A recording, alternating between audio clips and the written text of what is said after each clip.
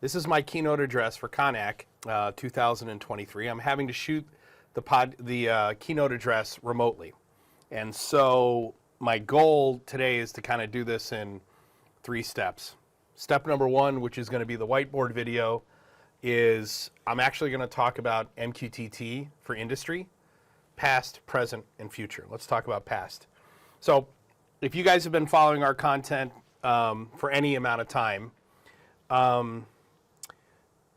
listen to me, you guys have heard the term Unified Namespace a million times, okay? And the abbreviation of that is UNS. So what I wanted to do is I wanted to talk about why I'm so big on MQTT. When was I introduced to MQTT? How do we use MQTT? And where do I think that the MQTT specification needs to go in order to help advance digital transformation in industry even further? But in order to do that, I want to talk about where Unified Namespace came from. So the very first Unified Namespace that I designed and built was in 2005, from 2003 and 2005, in a salt mine in upstate New York. So what I'm going to do is I'm going to kind of give the layout of what this mine looked like and what the problem was that I was trying to solve. So this is going to be the bottom of the mine. So this is the number 3 shaft. This was a half a mile underground, okay? And now what I'm gonna do is do isometric overhead from here. So this is surface over here. And then you also had the number 1 shaft. This is where we brought the salt up to the number 1 hoist. And then from the number 1 hoist, it went out to pads, okay, on conveyor systems. The number 3 hoist, this is surface here. The number 3 hoist brought the people down, okay? And so you had a big hoist here that dropped a big cage into the shaft that we all worked on. We went down on every single shift. Underground, now we're looking overhead. Basically, it was 7 miles from here to the very end of the mine was 7 miles. And I think we had something like 30 miles of conveyors, or even longer, 30 miles of conveyor systems underground. The big operation that we had underground was our screen plant. So you had a screen plant, which was all state-of-the-art process control on 6 level. So we had 6 level, and we had 4 level, and then you had surface. So the screen plant would have to send up a big conveyor to the 4 level, which was the old part of the mine. This is a 4-level seam. There was a seam at like 1,800 feet, and then there was a seam at 2,500 feet where we worked. The old seam was used around the turn of the century in the early 1900s.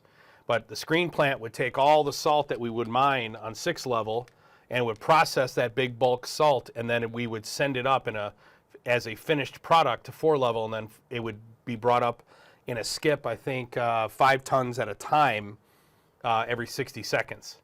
And then that raw salt would be taken out to pads, okay? On 6 level, where we worked, you basically had a big, long roadway.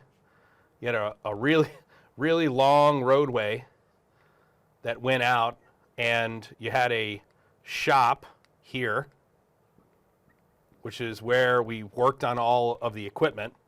And then going out, way out into the mine, you basically would mine to the shore. And these were called panels, okay? And then you would mine to the shore, and then you would mine to the shore, okay? And you do the same thing here. Mine to the shore, mine to the shore, mine to the shore. All right.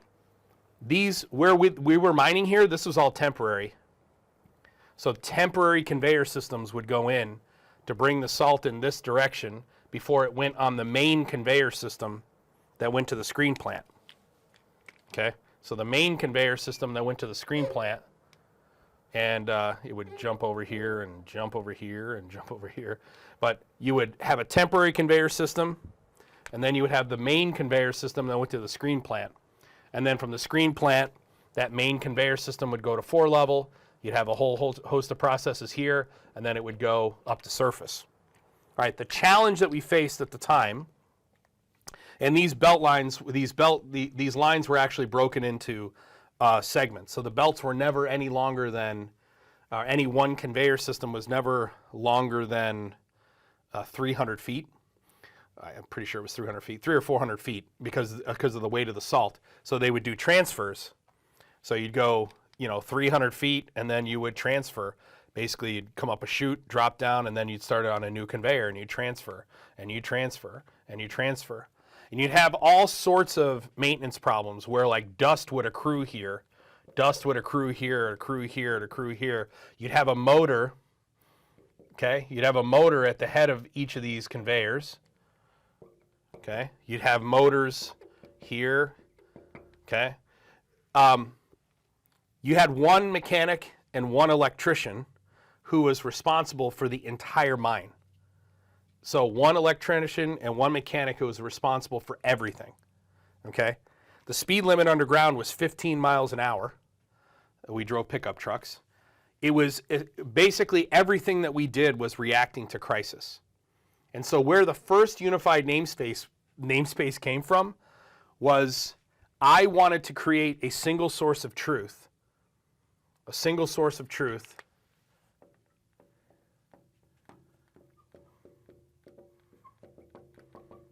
for all data and information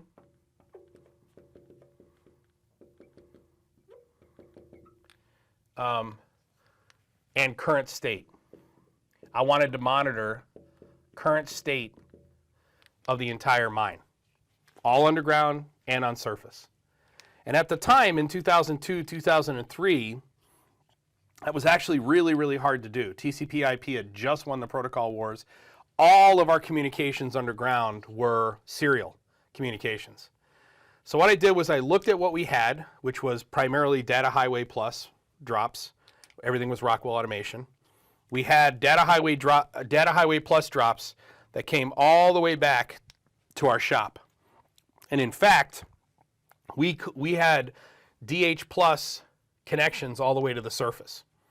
So what we did was we put in a control logics gateway with RS links so that we could communicate with all of the smart things in the mine in 2003. And then what we did was I used Microsoft Excel and Dynamic Data Exchange, DDE, which is a topic mechanism in Microsoft Excel, to create this. And I actually have to look back at the old namespace. I have a screenshot of the original namespace. So the namespace looked something like this. It was the company, it was Cargill, and then the Lansing mine, and then it was surface and underground. And then you had, this was 40B, and this was 40A, the panels. So you had 40A, you had 40B, and then you had all the belts. So you had A belt, B belt, C belt, A belt, B belt, C belt. And the way that I could publish this into these were cells inside of Microsoft Excel.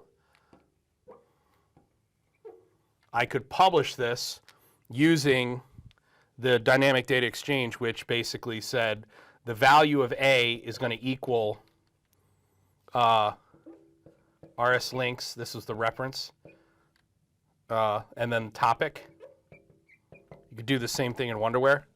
And then the tag name. And that was going to be the tag name in RS links. And by creating these references with RS links using Dynamic Data Exchange, I was able to create a single spreadsheet that I could share. As long as you were on the intranet, I could share that spreadsheet, one worksheet, with anyone, and as long as they were on the intranet, they could see current state of the production operations of the entire mine.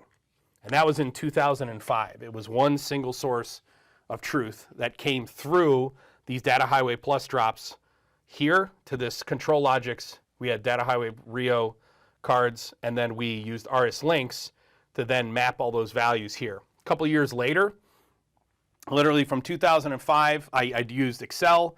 Then from 2006 through 2008, I used Wonderware InTouch. You could do the same thing with InTouch. And then I got introduced to Ignition in 2008. And from that point, from 2008 through 2012, which is the project that kind of made my career, I used Ignition with OPC, DA, and UA initially. That's when I learned that OPC didn't scale at the enterprise level. And you'll notice everything that we did here, this is one site, and it is all process related. So this is all up to L3. There was no data or information that we put into the unified namespace that was business related. So that is total tons sold. We didn't put anything like that in there. What was the, this contract that goes to this municipality, what they're paying per ton, none of that stuff was in the UNS. So when we were producing salt, we couldn't do an analysis of production that was being produced here with the customer it was actually going through up there. It was just way too early in the design of the unified namespace architecture. After I did this first unified namespace in 2005 using dynamic data exchange, I was always on a search for a better protocol, because one of the big issues here with Data Highway Plus is that it's obviously serial and it's poll response. And basically you had poll response here at this level and poll response at this level and poll response here. This is all server client architecture. From 2008 through 2012, I was doing the same thing, but I was doing it in Ignition, and I was using OPC, DA, and UA, and we were actually doing integrations through the L4 layer. All right, so with that is what did we used to do? Where did the unified namespace come from? What we're going to do is I'm going to cut over.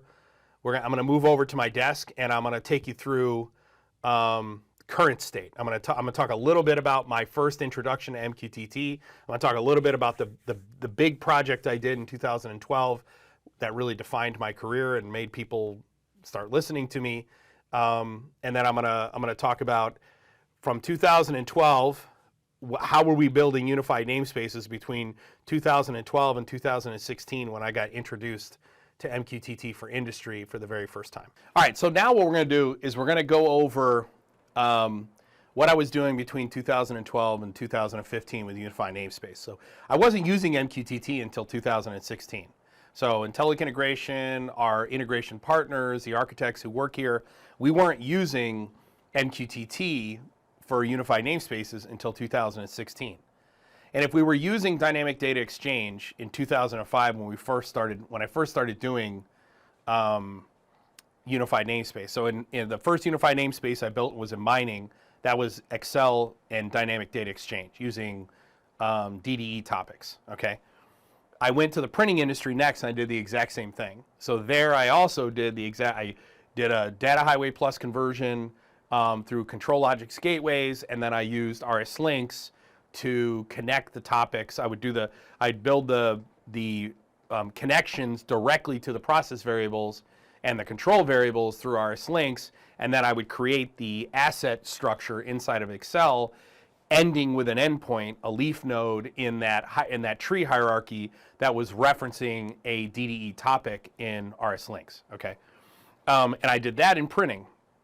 My third stop was the steel industry, Nucor Steel, and that was the first time when I used Wonderware InTouch to build a unified namespace. And now I didn't build the unified namespace inside of Wonderware InTouch. What I did was I used InTouch as a data hub for me to use Excel and dynamic data exchange with Excel to continue to create my unified namespace. Okay, so at Nucor Steel we used InTouch. So now I had InTouch as a visualization layer, and I had Excel as our asset model. Then I moved to Tier 1 Automotive and did the exact same thing. So the first two were just purely Excel and dynamic data exchange. The second two stops were using Wonderware InTouch as a data hub to get our data. We could create tags inside of Wonderware that were in addition to the tags that were inside of RS Links. Okay, and we could use those as topics in our unified namespace that was literally living inside of an Excel spreadsheet. In 2011, I left Tier 1 Automotive and I became a consultant. And the first major project that I built a unified namespace for as an integrator was actually, at the time, the largest standalone SCADA system in the world. I actually got hired to lead that project. I had been dabbling with Ignition since 2008 when they did the rebranding. In 2012, with I think it was version 7.7 had just come out. And that's when you had UDT support inside of Ignition, which made Ignition more of an IIoT platform because we could create these objects. So we actually built the largest standalone SCADA system in the world. This is that famous project, 18 months. Zach was on this, $1.6 million, 19 developers were on it. It covered 5 states, 1 central architecture, and then you were using distributed architecture over the gateway area network, over WebSockets to... so we were managing tags on the edge, OPC UA, but we were OPC only on the edge, and then we used WebSockets between Ignition, edge Ignition instances, and the central Ignition instance. We were communicating over WebSockets, and that was a much lighter data transmission method. And it was also edge-driven. It was being driven from the edge gateways. That was called the Gateway Area Network at that time. And the unified namespace actually lived inside of Ignition in this central server. That was 11 million data points, 2,000 concurrent users, 2 million daily alarms, 40,000 devices, 14,000 locations, covering 5 states. And we did that in 18 months for 1.6 million. The next closest bid was $50 million. Okay, so obviously people paid attention. How the hell did they even do this? The answer was unified namespace. But MQTT still wasn't in the picture at that point. Fast forward, we do a bunch of oil and gas projects with the exact same type of architecture over the next couple of years. Fast forward to ICC, I believe in 2016. Could have been 2015, but I think it's 2016. And I'm in a session where Arlen Nipper is presenting at ICC for the Ignition User Conference on MQTT, and the distributor module and the engine module had just come out. I was familiar with MQTT because I knew that I wondered how Facebook Messenger worked. So Facebook Messenger had those little ellipses, and I was like, how the hell did they do that? How is it when someone is typing to me, I'm seeing the little bubbles in my screen? And that Facebook Messenger was the first one to do that. And I was like, how do we do that if I know that basically the way that messages currently handle is they're not pushed to me. I'm checking for them. That's how, literally that's how SMS notifications were happening. They actually weren't being pushed at the time. We were checking to see if there was a push. And the answer was MQTT, which was, it was edge driven, it was report by exception, it was stateful. There was basically a stateful connection between the person you were messaging to and the person who was doing the messaging. So I was familiar with MQTT. I actually didn't know MQTT was invented for industry for Phillips 66 in the late 90s after TCP/IP won the protocol wars. So we're at ICC. Arlen Nipper is presenting on his new modules, and in just a couple of seconds, he brings online, I think, correct me if I'm wrong, 500 PLCs. Now this room is packed. It's literally shoulder to shoulder. The whole auditorium is packed. And I'm fucking blown away. I mean, I'm literally like, wow, the world just changed. It wasn't just that. He built a fully self-aware environment. So as the PLCs were coming online, they were showing up in the visualization in the vision module. And this was the kind of stuff we were doing, but we weren't doing it. We were doing a lot more work to create self-aware environments using unified namespace. And so I was the first person to get up and walk up to the mic and ask a question at the end of the session. And I literally turned back. This is my introduction to MQTT for industry. I turned back to the whole audience and I say, the world just changed. right now, and none of you know it. Like, the world just changed. And Arlen tells this story. And I said to Arlen at that time, I said, you and I could go to work together, you and I could work together to change the entire face of manufacturing all across the globe just because of MQTT. And from there, we had a bunch of meetings with Cirrus Link, and obviously I've been on the MQTT train ever since. And so what I'm going to do now is I'm going to show you how it is we use MQTT today to build unified namespaces. I've actually built a demo. We're going to use HiveMQ. We're going to use HiByte. We're going to use KEP Server, and we're going to use Ignition. And I'm going to show you what manufacturers are doing today and what we are predominantly doing with manufacturers. And I'm going to show you basically an 18-month journey in just a couple of minutes of a demo while I record my screen over here, all right? So the first thing we're going to do is I am going to show you a couple of things in my slide deck here, okay? So I just want to quickly go over a couple of the things that I hadn't had a chance to show you, because if I were with you in Germany, I would have been able to show this over on the overhead, but I'm not. So what we're going to do is I'm going to take you through the slide after I've already referenced most of this stuff. So we're MQTT in industry, past, present, and future. I've already gone through the introduction, UNS 2005, with Dynamic Data Exchange. This is actually a sample copy of the sheet of what that first unified namespace looked like. And that the original protocol was Dynamic Data Exchange, which is what this reference is here. And then we would see the values here. So if I wanted to see the status, and I did color changes, I would be able to look and see the status of the belts in real time. And it wasn't just belts, it was also vibration sensors, it was temperature sensors, it was resistance values. There were a bunch of process variables we were analyzing. From 2012, from 08 to 2012, it was primarily we were primarily using UNS with OPC, UA, and WebSockets with Ignition. And then obviously Arlen Nipper in 2016, MQTT goes mainstream, and it could have been 2015.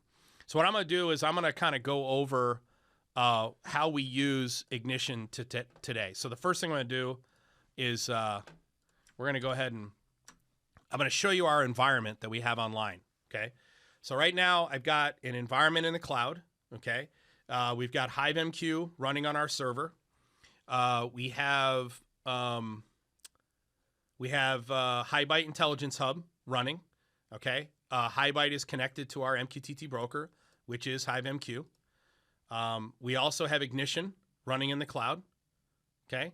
And Ignition, we have a gateway with our tags on it. So the first thing I'm going to do, I'm going to go ahead and just nuke everything, okay? We'll go ahead and nuke all of our tags. And then we also have our MQTT Explorer. So if we go back and we take a look, I want to show you our architecture here. What I've got is a unified namespace as a single source of truth in a semantic hierarchy. We've got HiveMQ in the middle, and this is the namespace that we're going to start with. So we're going to have a namespace called Digital Transformation, and I'm going to have a topic called Phase. And what I'm going to do is I'm going to go through. It's going to start at Phase 0. That's the beginning of a customer's journey. When I change it to Phase 1, we're going to go ahead and build out what a namespace generally looks like at the end of Phase 1. And then we'll change it to Phase 2. Phase 3 will go all the way through Phase 6 or 7. We have a digital transformation node, and it's basically the engine that is creating our unified namespace, okay? We have HiByte, which is doing our data ops. We have Ignition, that's our IoT platform, and we have MQTT Explorer, which I'm going to manipulate.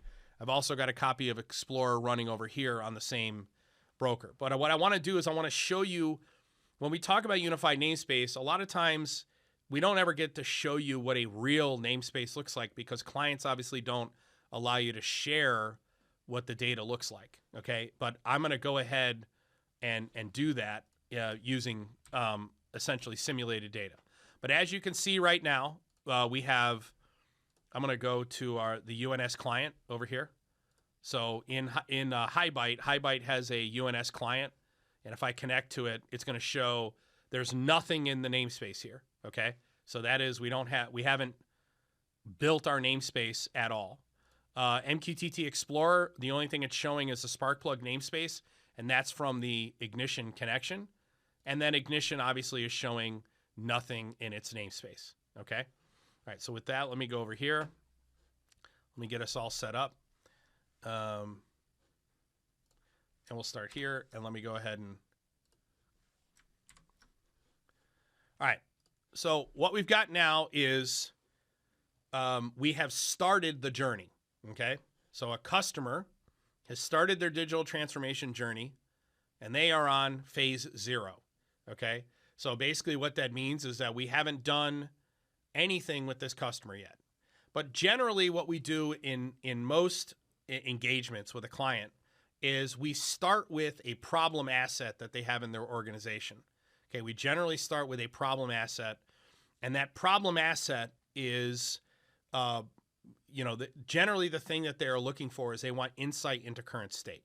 Okay, so what we're going to do is we're going to go ahead and, first I'm going to show you the power of MQTT. Just by starting our journey, Ignition, MQTT Explorer, and HiByte are all viewing the exact same environment. Okay, they're one common infrastructure built on MQTT. Just by starting our journey and creating a foundational infrastructure on a common technology, all 3 of these nodes are fully self-aware of the infrastructure. Okay, so what we'll do is we'll go ahead and we're going to go ahead and change our phase from phase 0 to phase 1. Okay, and I'll go ahead and publish that. Okay, and this is what a unified namespace, and I know that it's kind of small here, but maybe Jared will zoom in on it in post-production. This is what a namespace looks like after the first engagement. That is phase 1, 12 to 16 weeks. This is the power of MQTT, right? 12 to 16 weeks in, what we've got now is enterprise site area line, which is ISA 95 part 2. And then we have an edge namespace, and we've collected 4 data points. We've connected the infeed off of that production asset, the outfeed, the waste, and the current state. And we use that to calculate manufacturing execution KPIs like availability, quality, performance. We calculate OEE, we calculate TEEP, we calculate mean time to repair, and mean time between failure. Okay? That is generally the first step in a UNS journey. It generally takes 12 to 16 weeks. And when 12 to 16 weeks in, our namespace looks something like this. And if I go to Ignition and I look at my digital transformation, I look at enterprise, I have the exact same environment here in Ignition as I have in MQTT Explorer. And obviously what I can do is create a visualization here. I can go ahead and drop these values on a screen. I can create dashboards. I can also do mathematical calculations and create new topics and publish them back into the namespace. Also, if I go and we take a look at Hive,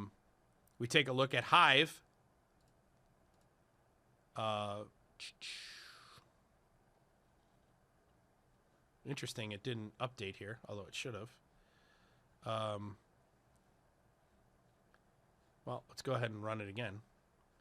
Let's switch it to 1 again and then see if Hive updates. Oh, it did. All right. So Hive MQ also has that namespace updated. So enterprise site area line, we have our MES namespace and our edge namespace, and we can look at all of our values inside of Hive MQ exactly the same way as we can do it in MQTT Explorer and Ignition. And all of that is because of how the MQTT protocol is designed. Okay?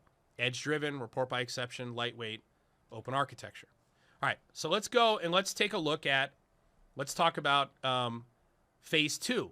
So what does phase 2 look like? So if we go ahead with phase 2 is generally a longer phase, may take up to 6 months. We'll go ahead and fire that. And now what we've got is, let's go ahead and change it there. So phase 2 is when we generally do our ERP integration. So now what we've done is we've added in an ERP integration into our namespace.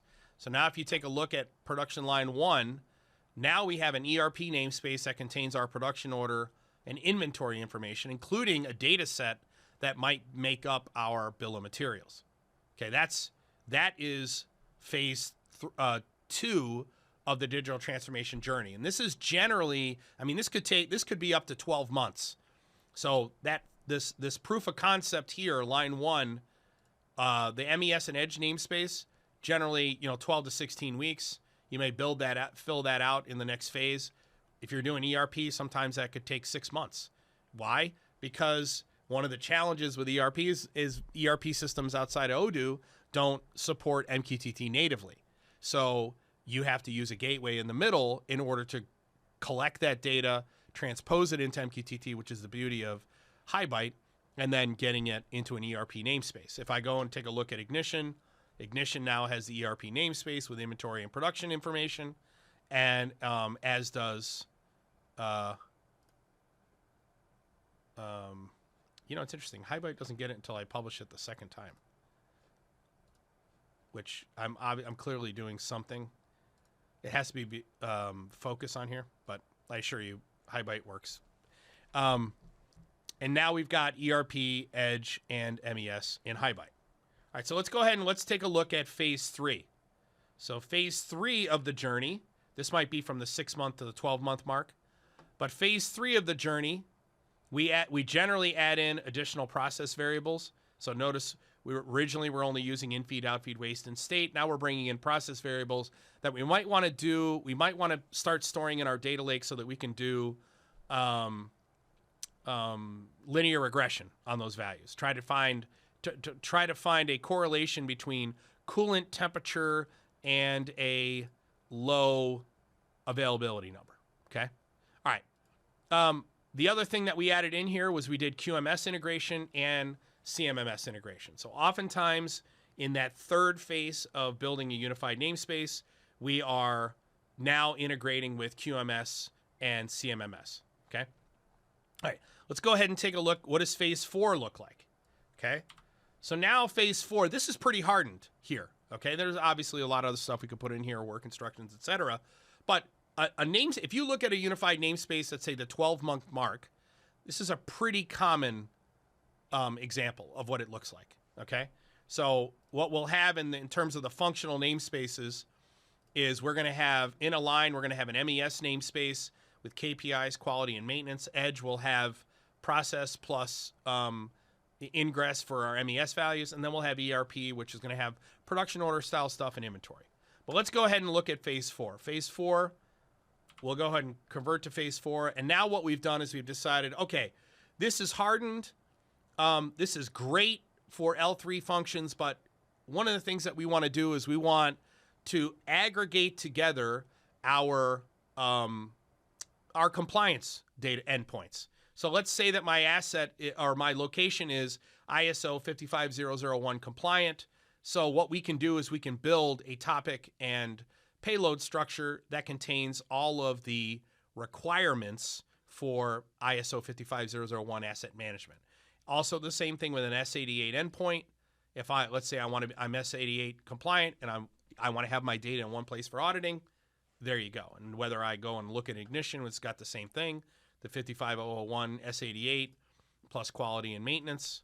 And if I go back here to HiByte, we go ahead and fire our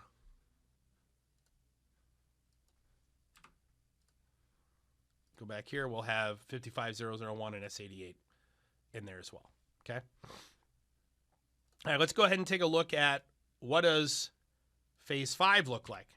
So phase 5 is when we generally put in our next production line. So now what I've done is I've taken what we did in our first production line and now we've deployed it to a second production line in its entirety. And phase 6, we do something very similar. Maybe our third line, maybe we go to a new site, et cetera, et cetera. Okay. We'll go ahead and take a look here in Ignition. We have line 1, 2, and 3. And if we go to HiByte, we got line 1, 2, and 3. All right. One other thing I want to show you is we'll go back to our architecture here. I've got HiByte. There's HiByte also has a connection to KEP server. Okay.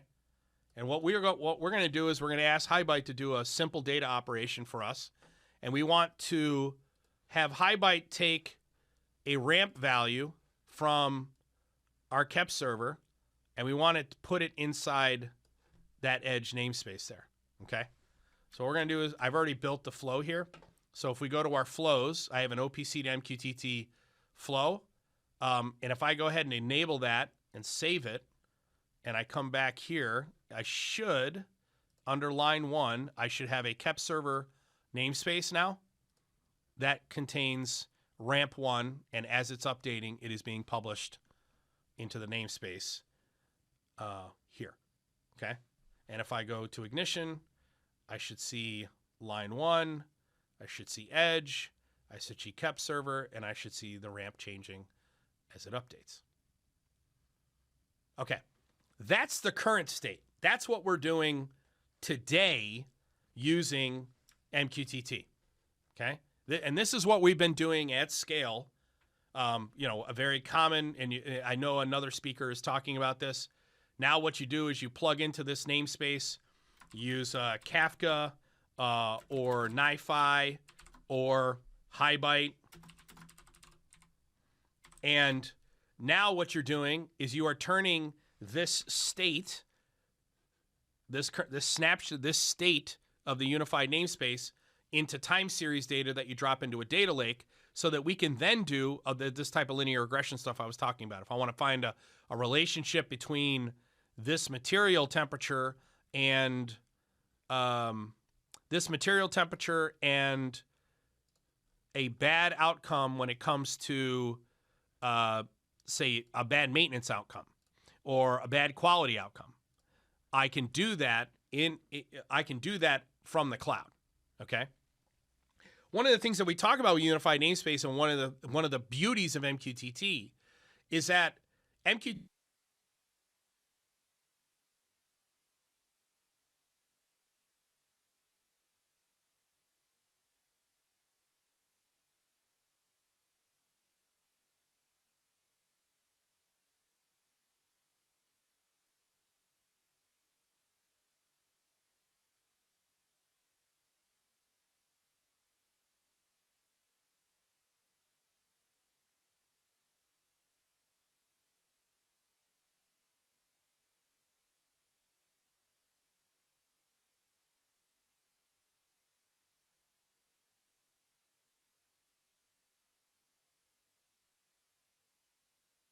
So I would like to see, and really what I want to propose to the community today, I did a post on LinkedIn about this, is that there are 3 primary features I'd love to see added to the MQTT specification.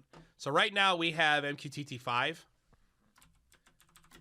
and we also have Sparkplug-B, which is an industrial, it's a standard for handling industrial data. What I would like to see is an extension of MQTT 5 for industry that's going to add new feature sets. And I would like those new feature sets to be 3 specific ones. So using GraphQL, and I'm just going to go ahead and read my post, broker and topic method support, and microservices. Okay. And microservices just goes to scale. Okay. I would love to see microservice support for the implementation of MQTT clients and MQTT brokers. But let's talk about the GraphQL support. So one of the things that I would like to see is the ability, using an external MQTT client, to hit our broker and run something like query, find topics, filter, naming convention, where a topic starts with QC underscore. And what would happen is it would return a list of the topics that have the QC underscore. Okay. We do this type of GraphQL implementation manually now, but I would love for us to specify it in a separate industrial standard. It gives us the ability to query the namespace without browsing the namespace. Right now, we currently use tools to browse the namespace and then look for the the patterns, or look for the semantic patterns that we want to manage. Okay. Number 2, broker and topic methods. So this is a big one. Okay. So what I would like to be able to do is run a broker dot method, something like health check, or set the lifespan of a topic to get metrics off a topic. This is a big one for analytics later on. But I would love to see support where we could run a method either against the broker itself, so broker.method, or I could run a method against the topic or a parent topic. Okay, and there's a specification that we've written that I'd love to share with anyone who would be interested in reading it. Okay, and then the last piece is obviously a microservices plane for managing clients and brokers in an infrastructure. All right. You know, when I was asked to give the keynote at Conac, I was super excited to be in the room with everybody. Like, this is not what I had in mind. What I really wanted to do was I wanted to be able to have a conversation with like-minded individuals who are leveraging MQTT to help organizations digitally transform. When I found out, when my flight to Munich was canceled, I actually redid my keynote in its entirety. And what I said was, if people are going to have to sit through a video, I want to show them something they have never seen before. And what I'm hoping is that I showed you today how it is that we use MQTT as the underlying technology to help organizations digitally transform by building a single source of truth for all data and information in their organization on a common semantic hierarchy that is standardized. Okay. No one has ever seen an example of what that journey looks like. Today is this audience today is the first audience to ever see 6 or 7 phases of a UNS being built in real time. And I just want to tell you this. It is ridiculous. It is completely preposterous that in just a 15-minute presentation, we built a full unified namespace for 1 site and 3 production lines that covered the entire stack, including ERP functions. Okay, in just a 15-minute demonstration, you were able to see an 18-month journey in real time. And the only reason that's possible is because of messaging queue transport telemetry in the MQTT protocol. It is MQTT has ended up being everything I imagined it could be in 2016 times 100. Times 100. And the reality is that 2024, what we're going to see over the next year, I know that in my own businesses, our focuses have all been pivoting to machine learning and artificial intelligence. We have so many clients now who are so UNSs.